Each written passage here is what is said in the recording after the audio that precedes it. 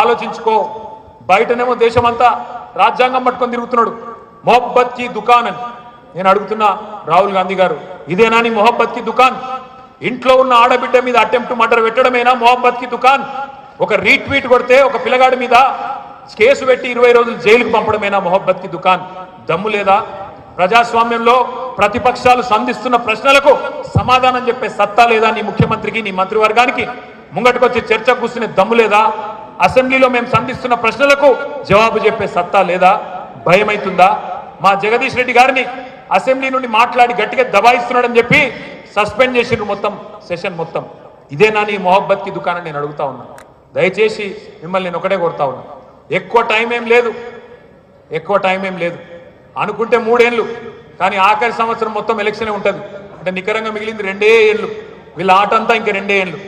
ఎవడెవడైతే పోలీసోడు అధికారి ఎక్కువ తక్కువ ఎగురుతుండో వాళ్ళకి నేను ఒక్కటే చెప్తున్నా, గుర్తుపెట్టుకోండి, అధికారం ఎవరికి శాశ్వతం కాదు. మీరు ఇవాళ రేవంత్ రెడ్డికి కట్టు బానిసల్లాగా ఎవరైతే వ్యవహరిస్తున్నారో ఆ అధికారులకు మాత్రమే నేను చెప్తా ఉన్నా, ఒక్కొక్కడి పేరు రాసి పెట్టుకోండి. తప్పకుండా 3 ఏళ్ల తర్వాత ఎవరేమన్నా వచ్చేది కేసీఆర్ ప్రభుత్వమే. ముమ్మాటికి అన్ని లెక్కలు సెటిల్ చేసే బాధ్యత మాది, మిత్తితో సహా ఇచ్చే బాధ్యత కూడా మాది. మీరు అనుమానం పెట్టుకోవద్దు. దయచేసి నేను మిమ్మల్ని ఒకటే కోరుతా ఉన్నా, ప్రజాస్వామ్యంలో మనం ప్రశ్నించడం బంద్ చేస్తే, ప్రజాస్వామ్యంలో మనం మాట్లాడడం బంద్ చేస్తే బాగుండు అని అధికార పక్షం అనుకుంటుంది. వాళ్ళ అరాచకాలను, వాళ్ళ కుంభకోణాలను బయట పెడితే అధికార పక్షం గడగడలాడుతుంది. మూసీలో 1,50,000 కోట్ల కుంభకోణం బయట పెడితే రేవంత్ రెడ్డికి లాగు దడిసిపోయింది, భయమైంది. వామ్మో మా మీద పడ్డరని చెప్పి తెల్లారే మా మీద ఉల్టా కేసులు, ఫార్ములా ఈ కేసు, కాళేశ్వరం కమిషను, విద్యుత్ మీద కమిషను, ఇదొక డ్రామా. కానీ మూసి ఆగిందా లేదా?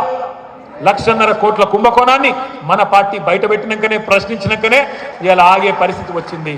అట్లాగే లగచర్లలో ఆయన అల్లుడు ఫార్మా కంపెనీ పెడతానంటే కొడంగల్లో అల్లుడు గారి కోసం మరి అక్కడ ఉండే గిరిజన బిడ్డలను వాళ్ళ భూములు గుంజుకుంటూ వాళ్ళ ఇళ్లలోకి పోయి ఇష్టం వచ్చినట్టు అర్ధరాత్రి ఆడకూతురులను ముట్టకూడని చోట ముడుతూ చేయకూడని పనులు చేస్తూ అసభ్యంగా ప్రవర్తిస్తే మనం కదా గల్లీ నుంచి ఢిల్లీ దాకా ఆ ఆడకూతురులను తీసుకొని పోయి జాతీయ మానవ హక్కుల సంఘం, జాతీయ SC/ST సంఘం, జాతీయ విమెన్ కమిషన్ దాకా తీసుకొని పోయి వాళ్లకు న్యాయం జరిగేదాకా, వాళ్ళు జైలు నుంచి విడుదలయ్యేదాకా పోరాడినం. కాబట్టే ఇవాళ లగచర్ల మొత్తం భారతదేశం దృష్టిని ఆకర్షించింది. అట్లాగే కంచె గచ్చిబౌలి భూముల విషయంలో హైదరాబాద్ సెంట్రల్ యూనివర్సిటీ విద్యార్థులు వీరోచితంగా పోరాటం చేస్తేనే కదా, విద్యార్థి శక్తికే కదా ఈ ప్రభుత్వం చేసిన లుచ్చా పని భారతదేశం మొత్తం తెలిసింది.